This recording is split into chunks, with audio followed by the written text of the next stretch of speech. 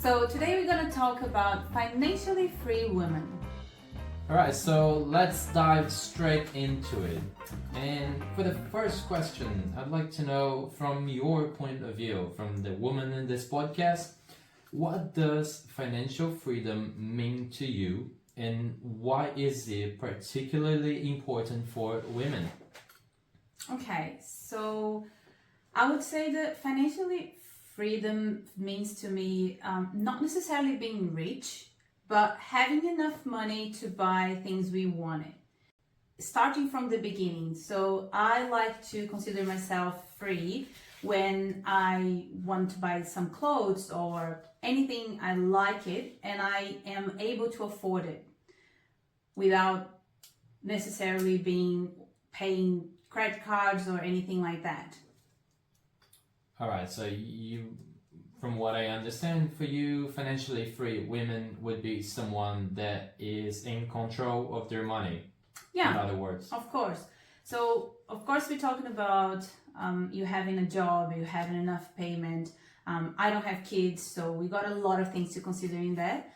But as a woman and being independent, I have pets, which they do cost something as well. And I would say that when it comes to freedom, it means that I can go whatever I want. I can go out, I can buy something, I can go out, have a dinner. You know, all of those things that we in the past would be relying on a man to provide. When we can afford ourselves, I would consider that freedom. Alright, so you just explained what it means to you, but why is it so important? Why it is crucial for women to be financially independent, financially free nowadays? So I believe it's crucial for women because as we've been fighting for ages for independency, we don't want to rely on a man to provide for us. So money in a certain time represents all of it.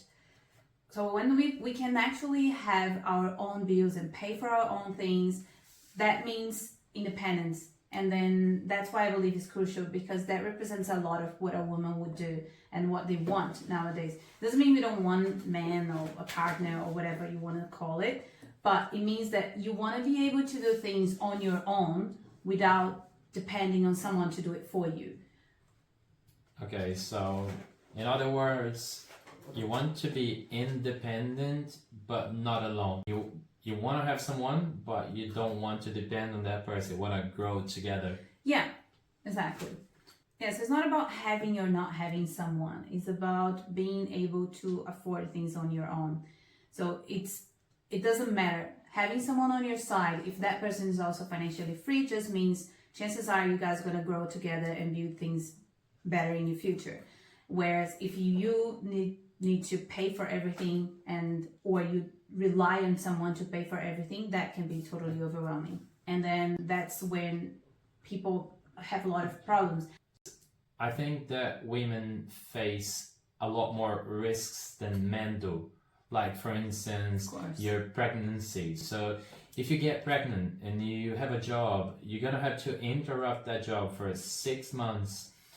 You're going to be out of your workplace and then you're going to go back, you're going to have to learn things again. If you work in, I don't know, IT, for instance, which is your scenario, and you're out of work for 6 months, a lot of things happen in IT in 6 months. So it's a massive change for a woman. And if they're not financially free and they depend on that job and they just had a child, and that's like 3, 4, 5 times more pressure on top of this person just because she just become a mom, which was one of her life goals, one of her dreams. So that's one of the reasons that I see that it's crucial for women to be financially independent, and it's because there are way more risks for women than are for men. That's my point of view. Yeah, I would say that at the end of the day, we all need the job. You know, doesn't matter if you're gonna have a child or not, a woman or a guy. Doesn't matter. We always gonna need the job. The thing is, women will need a longer time out of work because of the child while breastfeeding or you got certain maternity cares that leave, which is longer than for a father for nature reasons, I would say, I guess.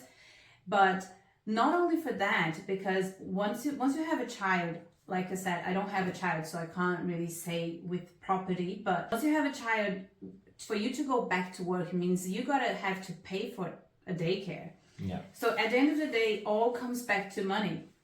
Doesn't matter, you're gonna need to pay for health insurance for your children. You're gonna have to pay for a school. So all of that will be counting on the money. And being free, at my perspective, is not you don't need a job, you don't need money, you don't need someone. It means that you're gonna be able to do that. If you need to stay out of work for a year, whatever it is, if that's something that you plan, will be way easier because then you're going to have everything organized to do it. But the main point is, for me, of freedom is when things are not planned, because pregnancy, for example, happens to everybody sometimes without preparing.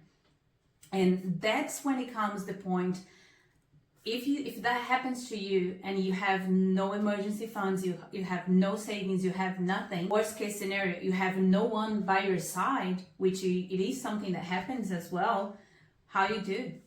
So you're not free. And then you're going to rely in social care, in whatever families, or we don't even know if people even going to have someone to help. And that's part of the freedom for me as a woman.